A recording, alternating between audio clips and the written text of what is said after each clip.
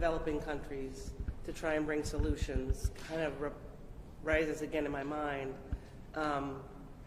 It can be really frustrating when you have great resources and ideas to deliver to a community that really needs resources and ideas. It can be really frustrating when they aren't ready to take that in, or maybe even they refuse it because either trust or simply their sense that they weren't involved in that, in the ideation, in the development, in the creation of those kinds of initiatives. And so in talking on the communication subcommittee, one thing that I mentioned to Harvey is that when we go to the developing world, one question that we ask is, how will you know that I'm listening to you? Right? Because sometimes if you just ask that question and you give the community, sort of challenge the community to think to them for themselves, yeah, how will I know that I'm being listened to? Then they're perhaps going to be thinking more about listening. They're going to be thinking more about seeing you as someone who's actually trying to deliver help rather than maybe exploit. And believe me, I know how frustrating it can be to really sincerely want to help and yet be in a place where it's almost like a foreign language, that not a shared language, where they just don't even know yet to trust. I don't know the extent to which the Mission Flint reaches out to the community. I know that's probably awkward and difficult, and it can be really complicated. And maybe we can help with that with this subcommittee, the communication subcommittee. But I think that before you've fleshed out very many more steps that you want to accomplish in order to reach success, the community should know that you've already developed those steps, right? And that they had a chance to add to that list. I can answer part of the question, and I couldn't agree more. That's why the whole mission of Mission Flint starts off with the word listen. We have community leaders at every single meeting that I've had. We have them every Friday, right after this meeting. They've included members of the faith-based community. They've included just residents, single mothers. They've included community block people. They've included a school board, a public school board member, a county commissioner, 2 city council members. And these people have been identified for invite as a result of all the things we do during the week, attending community functions and being out in the churches. And later on in the report, Harvey will talk about that community outreach. So I actually view what we're doing here as an outgrowth of that. It didn't come from just saying, you know, here's what ought to be done. It came from listening and socializing, and we need to re-socialize. And when I make the point that it's iterative, what I really mean by that is that it may make entire sense at the very beginning, but based on more feedback, more input, more community partnership, it's going to change, or we're not listening. So what I'm hearing is that the goals then, Rich, are not necessarily static, they're dynamic. They're dynamic. And so, because one of the questions that came up was, is it possible for the community, if they receive the goal list and the IPA goal list, for them to give proper pushback where they can modify certain goals? That's the point I think you raised, Dr. Sullivan, because it's so incredibly frustrating because you put so much time into developing that list. And sometimes in a community, you have to let go of things that you think, oh, this is the number one thing and this would make so much difference for you. But if they don't see it, then it can do more damage than good. The other thing is that, and I'm worried about this in Flint, I see more breakdown in trust in the community. in some respects as a result of involvement. So there are people in the community who've become involved, say, with subcommittees here or with Mission Flint, who have become pushed away from their own communities because of a sense of either they're being favored, or because they've stopped in their allegiance. And this also happens, and so there's so much effort that you have to make in sometimes purposefully involving people are going to be confrontational because the residents will watch that, and the confrontational people won't lose their face with the residents, and that's critical. I mean,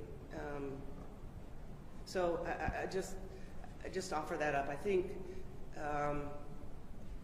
that there's been so much trust damage, and we already are in a situation where some people have access to the internet and TV and newspapers, and some people have only access to word of mouth, and things travel at different speeds, and so some people hear something that was in the news a month ago and it is as if it was new.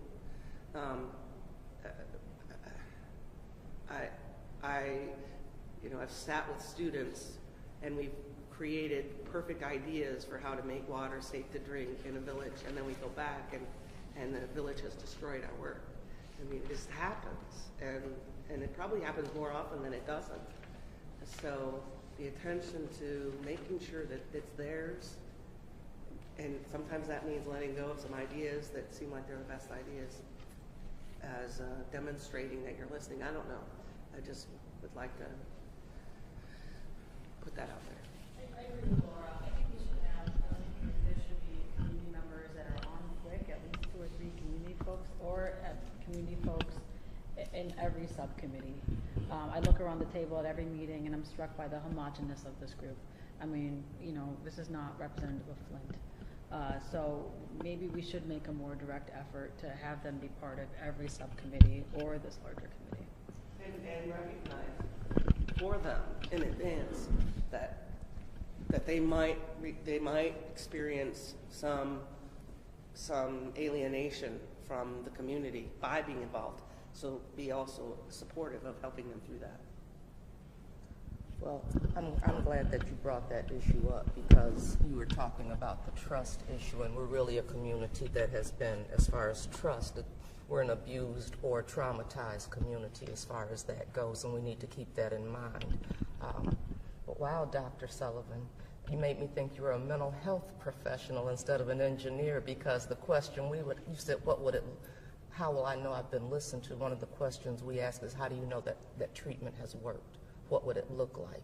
And so that's what we have to continue to ask. I don't think know how they work. Right, and so that's why we need to hear from them and have them part of this. I'm glad you raised that issue, you and Dr. Mona, because that's really, really important. I like how you framed that. How do you know that treatment will work? Because this is essentially everything we're doing.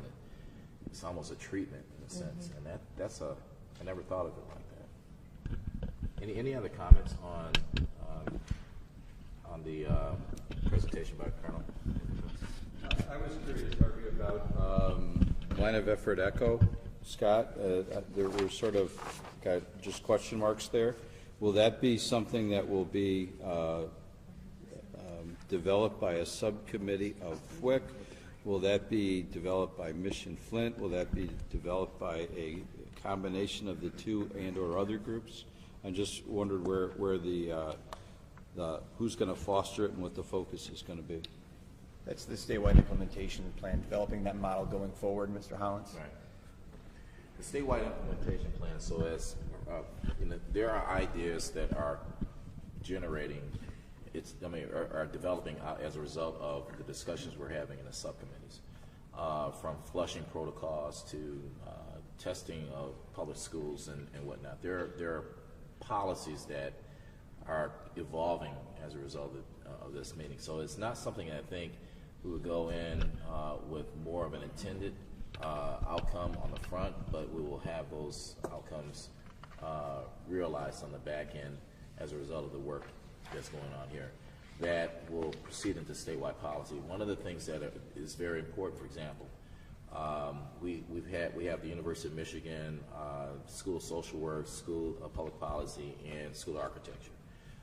We've had them in for one meeting with some of your department directors. The question is that what triggers a response that that can be driven from an employee that doesn't necessarily have a high title, but can raise those responses to an elevated rate, where you have automatic crosstalk between departments, multiple departments.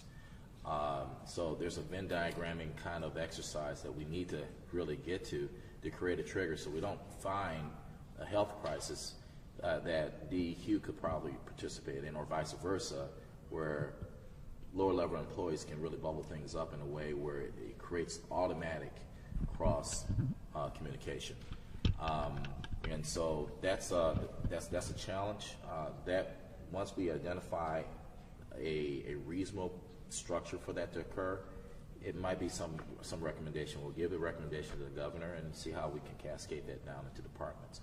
And it just doesn't. This kind of work right here really wouldn't just be for water and health. It could be, at some future point, some administration may have an issue with agriculture in another department, and it bubbles up into a crisis. We should have mechanisms where employees, in a vertical organizational structure, can bubble things up without feeling there's retribution, to create a crosstalk between different departments. And that doesn't exist in many ways. Just to be honest with you right now, it's being fixed, it's being corrected, but we want to make sure that we can do it on a much broader level. So that will be an outcome. Understand. Two observations based on that. First, you're talking interagency, and nobody does interagency like State Police Emergency Management because they have to. And secondly, you're talking intergovernment. I think at least you should be talking intergovernment. So I would urge that committee have representation from local governments as well. Good point. Thank you for that, and we'll make sure that happens. So it's not a subcommittee right now. This is just this is one of the goals and outcomes. All right. Any other? Yes, sir. I apologize. I put my reading glasses on, so my focus is real narrow now. However, looking at economic development, I'm surprised that on one hand we talk about closing the finance on the Capitol Theater, whereas we haven't had a new school built in Flint since the mid-'70s. And so as a Flint resident, thinking about economic development and recruiting people to work in my operation, it's impossible without schools. So I hope that financing and building new schools will be part of this economic development, because I need it to recruit staff to the area. That is a good observation. I think, Rich, you have any comments on that piece of it? And I think, Kyle, you may want to talk some about this, but in terms of, the entire education area, it's all about, getting into the schools, expanding nutrition programs, expanding early education, expanding the kinds of things that will stabilize. But part of the critical element here in terms of the broader issue is that this can't just be seen as a small group of people trying to do stuff. It's got to be a groundswell. There's got to be philanthropic and corporate partnership here. And a lot of conversations have been had. I know I've been a part of some with the mayor and some she's had on her own, but I think we are in a position where there is a great deal of interest in providing the proper kinds of financial support so we can do exactly what you say. So yeah, I couldn't agree more. Any other comments on that? Okay, moving along. We kind of segued into the discussion through Dr. Sullivan on some of the conversations we've had We did 2 focus groups in the community this week. We did one with Job Corps with a group of folks 16 to 25. That's the first time I talked to a population that young, and they were absolutely dynamic. They were just as informed as the adult conversations that we've had. They provided some good advice for us, and then we talked to a group of workforce development at Strive, about 50 people in that room, and that was a very great conversation. We encouraged the governor to get over to Strive because that was an opportunity that we had. So Cheryl, can you make comments on all the stuff you saw? I sure can. But first, I do want to go back to Dr. Sullivan, what you were indicating about having the community input. So at our Friday Flint Mission Team meetings, I'm usually the one who invites community members because I live in the city of Flint. I've lived here all my life, and people know me, and they know me as an advocate for the community. So I don't feel alienated. People know what I do. And I invite people and I tell them, you need to be you. If you're angry, you need to say that you're angry. We've had people who've come in here and banged on the tables to show how angry they were, but we've taken that and then we've changed some of the things in the way that we do things based on their input. And I'll give you an example of one resident, said that, they want to see the governor. The governor needs to go to someone's home and sit down and talk with them. He did that. They talked about making sure that, just a lot of different things, and we've used that. So we are doing that. This afternoon, we're actually having a single mother of a 1.5-year-old come in. And a young college student is going to be coming in to be able to talk. And I've told them, you say exactly how it makes you feel, having to use bottled water for everything. So we get a lot of good input from that. So, but I do agree with you as far as having people in the community that sit on some of the subcommittees too, because a lot of what we've also heard, and even in the subgroups that they have said, how come we didn't have an input in what you've been doing? Is it possible for you to, I don't know, it would be on your website or whatever, capture for the community members? Here are some of the things that we've heard. Maybe with giving names, maybe without giving names, but just so that people can say, "Wow, all right, somebody said that to them and they've heard it." You know what I mean? I mean, I understand that you're bringing people in, and I think most people would expect that. But if we could demonstrate that we heard, I think it would be really helpful. What I heard you say is to do another mental health thing. Heard also the method of communication, because different people they interpret things differently. So one of the interesting things is that the young people said us use the GR code. If we have that on a lot of our documents, they can just click on their phone and they can get a lot of that information. Facebook, QR,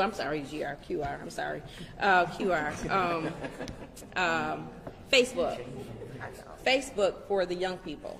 Because it's interesting that the Flint people said that Facebook is the best way to communicate. In Detroit, it's Twitter and Snapchat. They talked about using postcards because some people want to see the postcards that come. That's just again the 5 do's and don'ts again, so that's not so much so wordy. Car flyers. So when people are in church, Harvey, when people come out of just different settings, that there's a flyer in their car that they can see what's going on. A lot of them talked about the water bills, of course, and they talked about in all of the settings that we were at, they talked about the water bills and how some people are saying that I've paid my water bill all the way up, I'm current, how come I can't get reimbursed as opposed to credit for the water bills? Now this came up in a younger conversation. We asked the question, actually the age group we were dealing with at the workforce development, there were about 20 to 30 around it. Okay, so that age population, we asked them, when do you believe the water is safe? Well, when the DEQ or someone comes out to my house and tests it, I can believe it. They didn't say I needed an expert. It was very interesting for that age group. They wanted their water to be tested so they can drink it. They were more concerned about what they were paying. That age group is trying to, make it in life, you know, and their income is driving a lot of their decisions, and that water bill is part of that whole bill.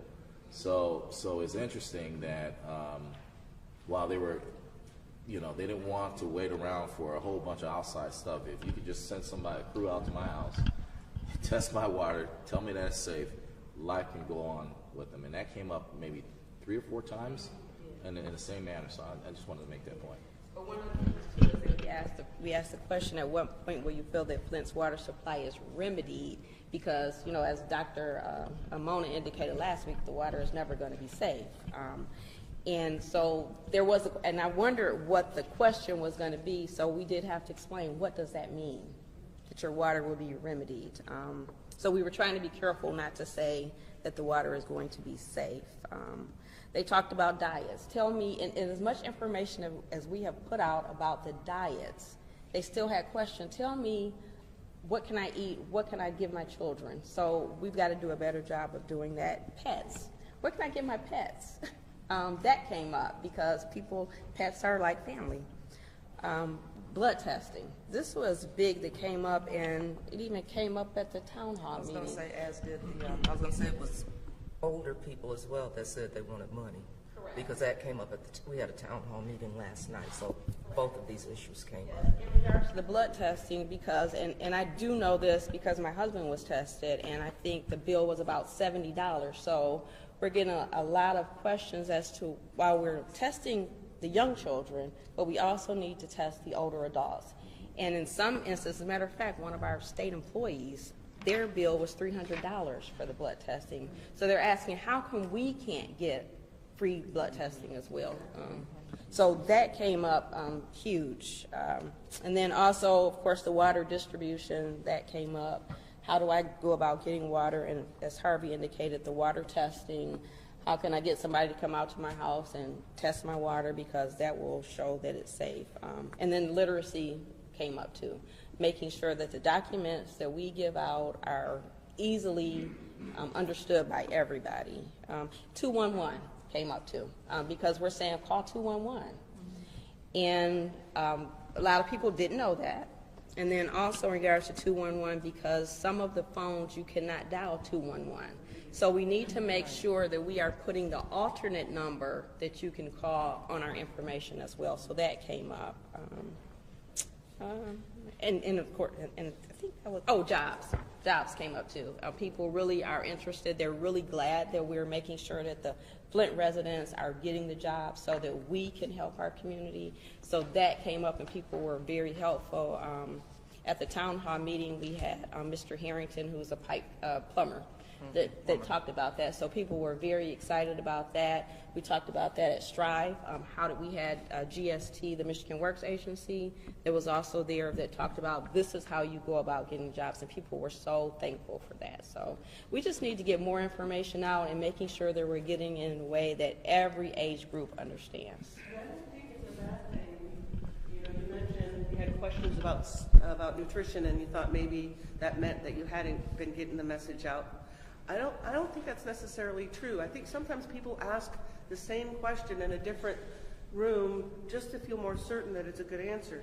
And so I think that it's fine if we're sending, because I think we all know what the message ought to be. So we're not worried about conflicting messages. I think it's okay that you hear questions that have been addressed in FAQs and flyers and other town halls. It just some people need to hear it more than once to be sure.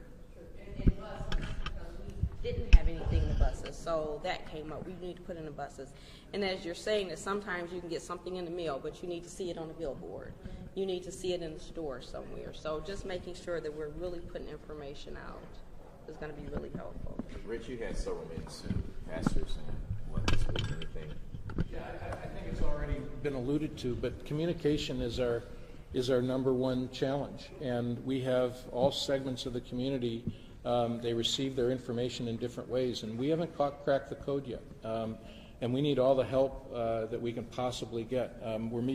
The faith-based community is absolutely fantastic. I learned that there's 412 churches in Flint, and that's a lot of churches. We're meeting with pastors both as a group and individually. just met with one of the larger churches, Grace Emmanuel, Pastor Jennings, this week, and the point he made is that continue working on getting your communications with the faith-based community, continue working on figuring out how to crack the beauty shops and barber shops, continue figuring out how folks that are representative from the various wards could be added to the workforce in ways that can help in the distribution of information and actually attending town halls and being able to provide information. All of those things, his response, Pastor Jennings' response was, when somebody actually understands all of the activity going on, they come away and say, people obviously have been listening. And that's critical. Absolutely. So I could not agree more, Dr. Sullivan, with everything that you said. Are there any comments to this part? I thought I saw Dr. Tish. Do you have your hand up at one point? Or did I miss you? Okay. Oh, no, okay. I thought I saw you go there. Well, I just want to echo, and this some of the things that were mentioned by Cheryl at the mayor's open office earlier this week. There were people talking about services for adults, and so they hear that a lot is happening for kids and for seniors, but for that working age adult, they want to know what's available, and they want to know that somebody has them on their radar. And so just want to make sure that that we echo and really think about that and how to communicate that out to the general public. That came up in the Strive meeting. There was a lady there who identified herself as a senior.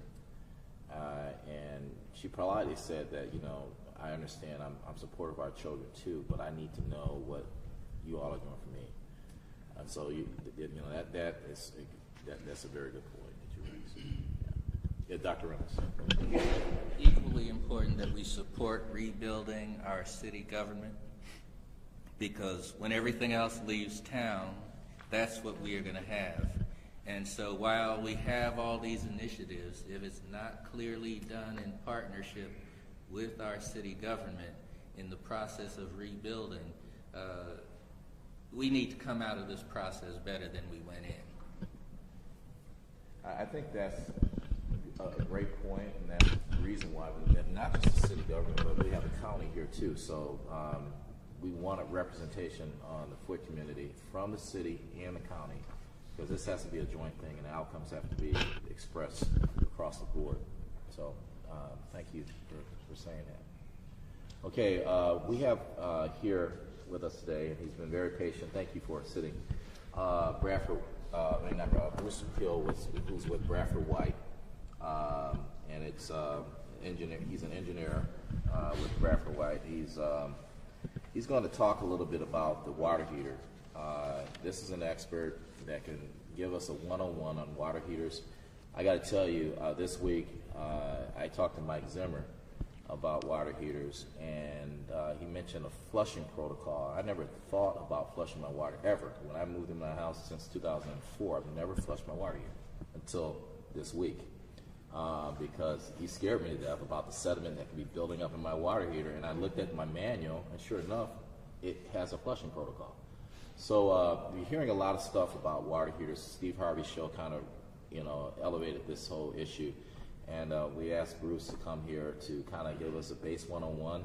We'll have some discussion, and then we can move on through the agenda. So, Bruce, the floor is yours.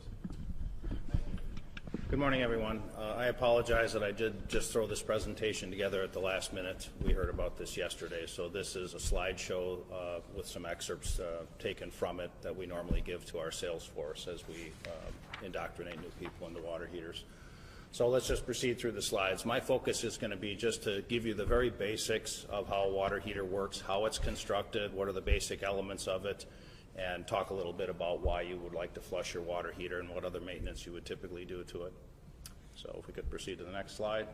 This is the basic construction of a water heater. What you have is a pressure vessel that is holding the water. So you have a domed top, because a dome, of course, is a much stronger shape for pressure. And you have a domed base, which curves up into the water vessel.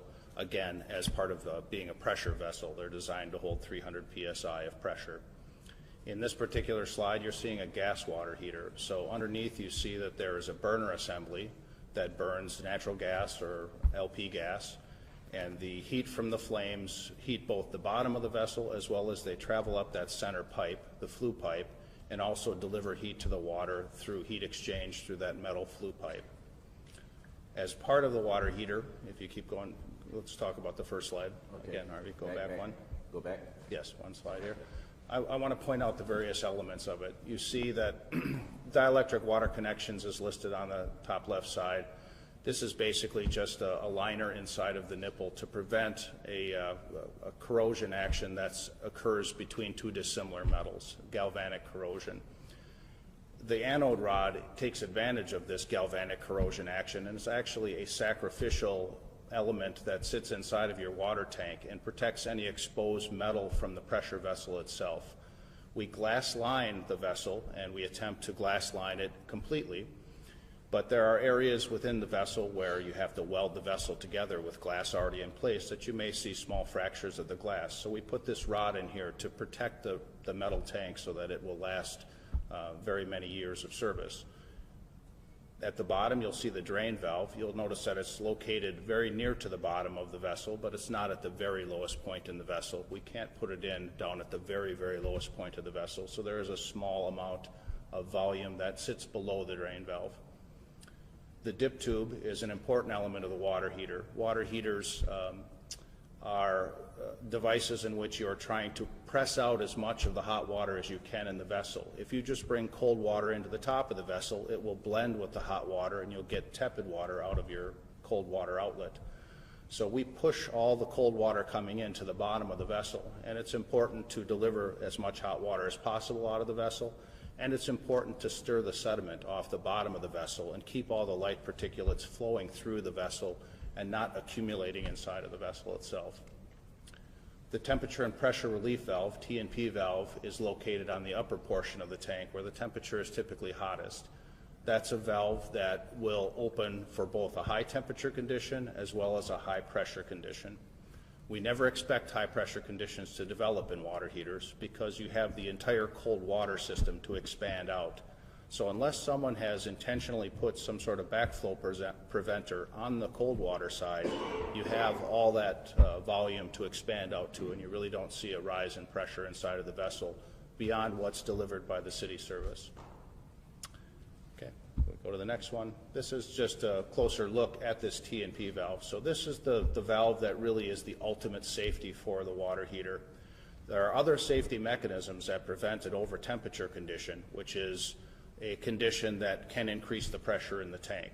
So this valve is designed with a wax element, that long rod that you see in there, that's much like the thermostat in your car. As the temperature of the water reaches a certain point, the wax inside of that element goes from solid to liquid, expands, and opens up the valve.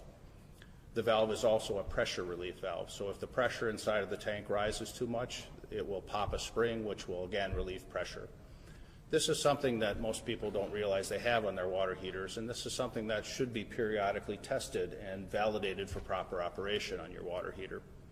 There was a comment earlier about exploding water heaters, and exploding water heaters can have a variety of connotations to it, but let's say that you're concerned about the pressure vessel exceeding pressure to the point where you would actually rupture the seams of the vessel and create an actual explosion of the pressure vessel. This valve prevents that from happening. It's the ultimate safeguard for it.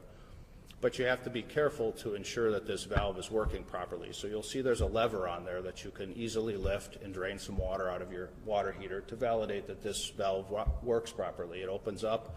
It has not been locked shut by some calcium or lime buildup that is occurring, that could occur in the valve seat if it had weepage or leakage over time. So next slide. These are the water connections, and again, I don't know that we want to dwell on these, but you can see that we have connections in the Bradford White water heater that have an anode rod on one connection and the dip tube on the other. So I won't dwell on this much because I don't know that it adds to the conversation. This is a little bit of a close-up on the dip tube. So one of Bradford White's design features that we believe really helps our water heaters is this hydrojet technology. And it's similar to what other people try to do. You try to agitate the bottom of the tank so that you can prevent the buildup of sediment in the bottom of your tank. Sediment typically comes in the form of particulates that come in from well water in particular, but also new construction. You can have open water pipes that get debris in them as they're being put in. That can bring sediment into your tank. And then hard water is probably our biggest source of sediment. Hard water brings in water that is at a temperature in which it's able to hold all the calcium bicarbonate that's in there. But as you elevate the temperature of the water, you reach a point at which it precipitates out. As the temperature of the water goes up, the saturation point of the calcium drops and it precipitates out into your tank. So by having agitation in the bottom, you're able to continuously keep moving that particulate through the system and prevent the buildup of it. So we go to the next slide. This is the anode rod. The anode rod, again, I talked about, is a protection mechanism. It acts a little bit, it's a sacrificial piece of metal that creates a chemical reaction inside of the tank that basically prevents the oxidation of the metal of the tank wall itself. It acts as a reducing agent for the metal of the tank. We typically have 3 different styles. Magnesium is the most common. It is also the most reactive of the metals and will create the highest amount of current flow in your tank. So there are some communities in which the chloride content of the water is very high, and therefore the conductivity of the water is very high, and you can get an awful lot of current flow from your anode rod to any exposed metal in the tank. And that can create the generation of hydrogen. So hydrogen in combination with, there are some bacteria in the water that are harmless to humans, but they eat iron and they create as a byproduct a sulfur. So the sulfur and hydrogen combine and they create this rotten egg smell of hydrogen sulfide. So we do offer other alternatives, aluminum and then what we call A420, a blend of aluminum and some other metals that help reduce the current flow in communities where the water is very conductive because of its chloride content. So next slide. At the bottom is the drain valve. The drain valve has a port that is smaller in diameter than what you'll see for the water coming into the tank. So one of the things, I've added some links onto this slide so that you could go to the Bradford White website and read about how to flush your tank. But as you're going to flush your tank, you're going to flush it out this valve. And one of the things that I think is important for the best flushing of your tank is you have to follow the procedures of draining the tank down entirely so that all of the energy of the kinetic energy of the water coming in through the dip tube can be used to break up the sediment and rinse it out this valve. So if you're going to do the most effective flush job, you really should do it in a manner in which you are going in bursts to really spread the water out in the bottom, flush the sediment out, hit it with more water, flush the sediment out, so that you get the most momentum and the most agitation action out of the water that you're rinsing into your tank. Yeah. Yes, there's a whole procedure in there in which you must turn off the heat source and open up the pressure vessel. And, yeah, so don't just jump right into it and open that valve up. You'll have a wet floor. And how often should you do that? How often should you flush it? So the reason we recommend flushing is for efficiency purposes. As sediment builds up, especially in the gas-type water heaters, you're beginning to put a blanket over your heat exchange surfaces that reduce the efficiency of the water heater. As you reduce the efficiency of the heat exchange in the bottom, you also elevate the temperature of the metals down in the bottom, which creates more fatigue of the weld joints. So that heating cooling process getting too high. So how often should you flush it really is dependent on your water quality. I'm from Minnesota, and water heaters in Minnesota go 30 years without flushing, and you really don't lose much in efficiency because there's very little sediment in the city water supplies taken in the city of St. Paul in particular. So in the city of Flint? In the city of Flint, I don't know the quality of your water, so we would actually have to see what kind of sediments you're getting built up in your system. And what has this event done to that sediment buildup is also another question, because I've seen photographs and read the literature online, and it looks like there was quite a bit of sediment in the water at one point. So there may be a more rapid buildup of sediment that's occurred recently. So certainly flushing it out is a good idea, if nothing else, just to improve the efficiency of the water heater and protect its longevity. Okay, this is just some slides showing you different types. There are atmospheric vented water heaters. Those basically use natural draft to get the products of combustion out. There are power vented styles, and there's a whole plethora in between. I only just threw a few slides on here to show you those types. Electric water heaters are very similar to gas, except the heat source is a nichrome wire buried inside of a sheathing that sits inside of your water heater at two locations typically. There's a lower element and an upper element. Each of them have their own independent thermostat, which you can access by removing a handhold cover that you see in this slide. And they work similar to gas. They also have a safety feature in them that is a high temperature limit built into the upper thermostat, as well as they have pressure and temperature relief valves.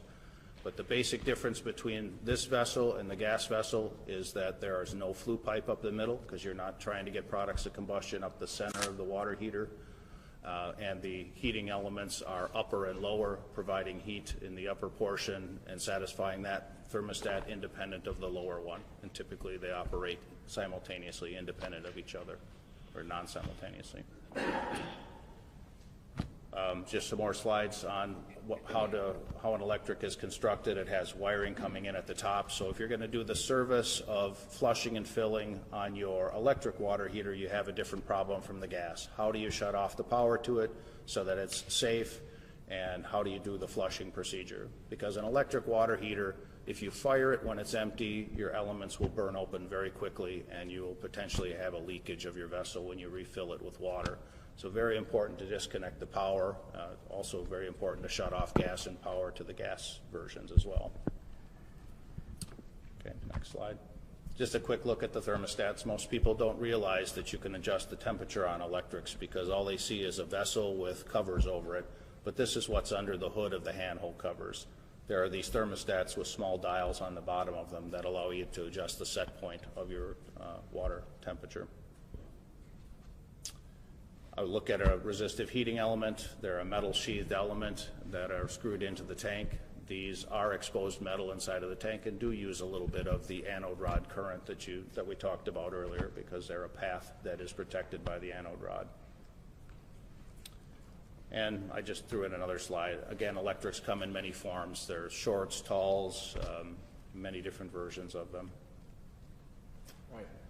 So thank you. Any questions? I tell you, when I started reading this stuff, I can see why people don't do it, because there's a lot of procedures and stuff. I have a gas water heater, and scared to death of messing around with gas, but I did it. So it took me a while to feel that I wouldn't get scolded in the process, but it worked. So, and sediment did come out.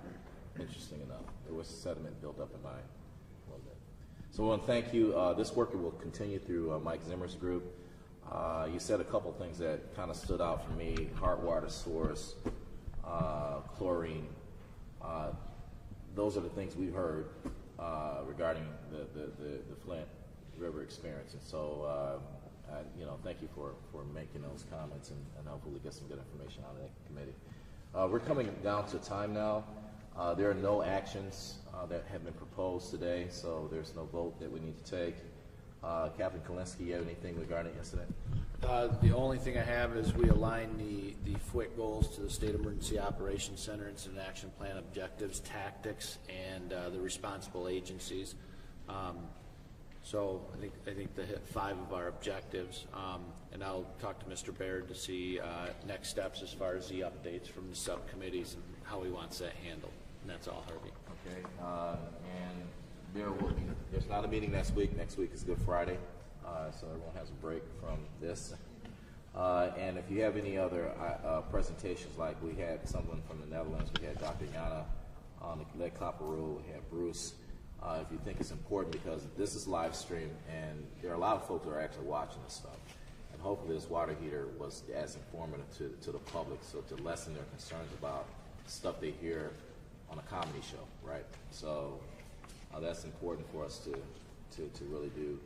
And with that, Governor. Well, thank you, Harvey, and thanks for everyone coming. In particular, I want to thank Bruce Hill for coming from Bradford White on fairly short notice. To give you a little background, Bradford White is one of the largest water heater companies in the country, and they're a proud Michigan company located over in Middleville. So it was great to have resources like that in our state that can come help share this kind of information. And I think it's fair to say everyone sitting at the table, other than Bruce, probably learned a lot about water heaters we didn't know before, which is always good. So I appreciate that. I think the discussion was very good in terms of looking at the action items, getting those put in place, but also looking at the question of how do we get more community feedback, community engagement, and community understanding in terms of listening skills and how to integrate all that. So that was very helpful. And our subcommittee reports were good in terms of information, and I look forward to, in particular, I'm going to be following up on the lead and copper rule input since I've been parallel processing now. Work to integrate with you in terms of bringing those resources all to bear, working with Professor Edwards and Dr. Yana, who they're both great people. So I appreciate that. So let's keep pressing ahead. Although we don't have a meeting next Friday, let's keep working. So hopefully you have an opportunity to have a little more family time, but people of Flint deserve our hard work, so let's just keep working really hard. And it's great to have the mayor and new city administrator with us today. So very productive, very helpful, and we'll follow up on lead and copper, and I think particularly on the water rate issues and the KWA issues. I think we need to accelerate the timetables and work effort there. So thank you.